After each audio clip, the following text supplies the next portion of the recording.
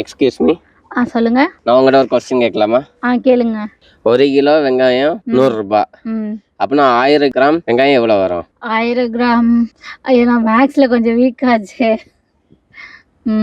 சரி, உங்களுக்காக ட்ரை பண்ணுறேன். வந்து இப்போ நான் என்ன உங்கள்கிட்ட சொல்றது? 1000 ரூபாய். 1000 ரூபாயா? எப்படி? ஏன்னா 1 கிலோ 100 ரூபாய் வெங்காயம். அப்போ 1000 கிராம்னா 1000 ரூபாய் தானே வரும்.